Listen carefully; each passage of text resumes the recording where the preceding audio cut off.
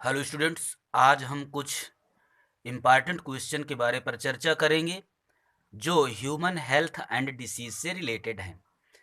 तो इसमें पहला क्वेश्चन है कि प्लाज्मोडियम के लाइफ साइकिल में बहिकशाभन अर्थात एक्सफ्लैजेलेशन होता है स्पोरोसिस्ट से, माइक्रोगैमिट से या माइक्रोगैमिट से या फिर सिग्नेट रिंग से। तो इसका राइट आंसर है माइक्रोगैमिट से। तो प्लाज्मोडियम के लाइफ साइकिल में जो एक्सफ्लैजिनेशन होता है वो माइक्रोगैमिट से होता है। नेक्स्ट है एस्केरिस में तीसरा निर्मोचन होता है। तो एस्केरिस में तीसरा निर्मोचन फेफड़े में होता है। नेक्स्ट क्वेश्चन, मादा एनाफ्लीज के आमाशय में प्लाज्मोडियम की लगभग सभी अवस्थाएं पच जाती हैं, केवल स्पोरोजॉइट को छोड़कर, गैमेटोसाइट को छोड़कर, एरिथ्रोसाइट को छोड़कर या उपर्युक्त में से कोई नहीं। तो गैमेटोसाइट को छोड़कर सभी अवस्थाएं पच जाती हैं मादा एनाफ्लीज के आमाशय में। नेक्स्ट है तृतीयक मलेरिया किससे होता है?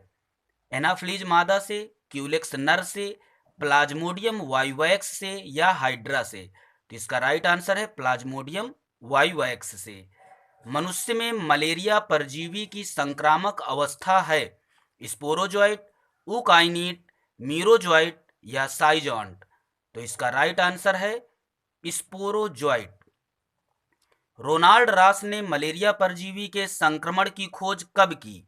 1897 में, 1850 में, 1835 में या 1859 में। तो इसका राइट आंसर है 1897 में। विषाणु जनित रोग है कौन सा है? टाइफाइड है कि पोलियो है कि टीबी है कि कुष्ठ है? तो विषाणु जनित रोग इनमें से पोलियो होगा। अफ्रीकी निद्रा रोग का कारण है। अफ्रीकी निद्रा रोग का कारण कौन सा है? ट्रिपैनोसोमा, लीशमानिया, लैटिमेरिया या प्लाज्मोडियम। तो ट्रिपैनोसोमा गैम्बियंस होता है, उससे अफ्रीकी निद्रा रोग होता है। नेक्स्ट है निम्न में से कौन सा रोग संचारित रोग है? तो रिकेट्स है कि अमीबिएसिस है, डायबिटीज है या कैंसर है? तो अमीबिएसिस जो है ये संचारित रोग होता है। नेक्स्ट, निम्न में से कौन सा प्रोटोजोआ परजीवी मनुष्य के मसूड़ों पर आक्रमण करता है? तो एंटमीबा जिंजीवैलिस, ट्राइकोमोनास, जियार्डिया या उपर्युक्त सभी। तो कौन सा प्रोटोजोआ है जो परजीवी मनुष्य के मसूड़ों पर आक्रमण करता है? तो इसका राइट आंसर है एंटमीबा जिंजीवैलिस। निम्न में से कौन सा विषाणु जनित रोग नहीं है? तो कर्णमूल शोथ विषाणु जनित होता है, रेबीज विषाणु जनित होता है, एड्स ये भी विषाणु जनित है, ट्यूबरकुलोसिस जिसे टीबी कहते हैं यह जीवाणु जनित रोग होता है। नेक्स्ट है हेपेटाइटिस है एक। हेपेटाइटिस कैसा रोग है? विषाणु जनित है कि जीवाणु जनित है, कवक जनित है या प्रोटोजोआ जनित रोग है? तो हेपेटाइटिस जो है वो विषाणु जनित रोग होता है।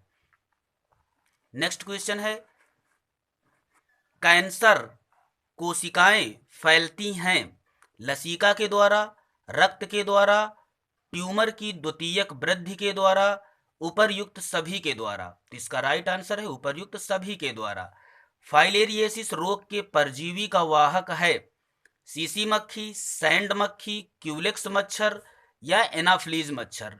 तो मादा क्यूलेक्स मच्छर होती है, यह फाइलेरियसिस रोग के परजीवी का वाहक है। निम्न में से कौन एक जीवाणु जनित रोग है? चेचक, खसरा, रेबीज या ट्यूबरकुलोसिस। तो जीवाणु जनित रोग ट्यूबरकुलोसिस होता है। निम्न में से कौन सा रोग यौन संचारित रोग है? कैंसर, सिफिलिस, डिप्थीरिया या मायोकार्डिटिस। तो सिफिलिस जो है वो यौन संचारित रोग होता है। मलेरिया रोग में ज्वर होने का कारण है स्पोरोजॉइट का रुधिर कोशिकाओं में प्रवेश, मीरोजॉइट का यकृत कोशिकाओं में प्रवेश, लाल रुधिर कोशिकाओं से मीरोजॉइन का निष्कासन या क्रिप्टोमीरोजॉइट का लाल रुधिर कोशिकाओं में प्रवेश। तो इसका राइट आंसर है लाल रुधिर कोशिकाओं से मीरोजॉइन का निष्कासन। टिटनेस रोग किसके द्वारा होता है? विषाणु के द्वारा, जीवाणु के द्वारा, कवक के द्वारा या माइकोप्लाज्मा के द्वारा? तो टिटनेस रोग जो होता है वो जीवाणु के द्वारा होता है। एल्कोहल निम्नलिखित में से किस अंग को सबसे अधिक प्रभावित करता है? तो एल्कोहल जो है वो यकृत को सबसे ज्यादा प्रभावित करता है। हाथी पांव रोग फैलाने वाला परजीवी कौन सा है? एस्केलमेंथीज, प्लेटीहेलमिंथीज, निडेरिया या पोरीफेरा?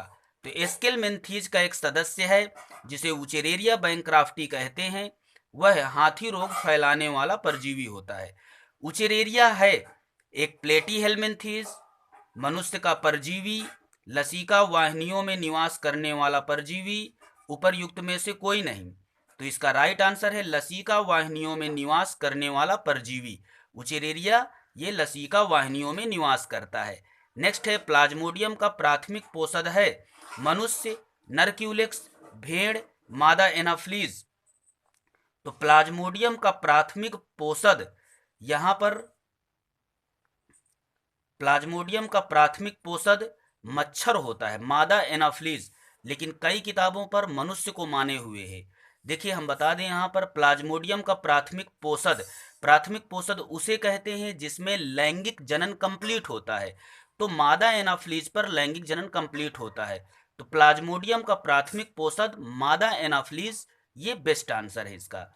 दुर्दम मलेरिया फैलाता है, मतलब मैलिग्नेंट मलेरिया फैलाता है क्या? प्लाज्मोडियम फैल्सीपैरम के द्वारा। दुर्दम मलेरिया, मैलिग्नेंट मलेरिया किसके द्वारा फैलता है?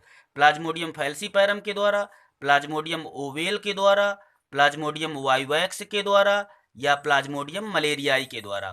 तो इसका राइट आंसर है प्लाज्मोडियम फैल्सीपैरम के द्वारा। तो ये कुछ इंपॉर्टेंट क्वेश्चन थे जो ह्यूमन हेल्थ एंड डिसीज के थे। ये टीजीटी, पीजीटी, क्लास 12th और नीट एग्जाम के लिए मोस्ट इंपॉर्टेंट क्वेश्चन हैं।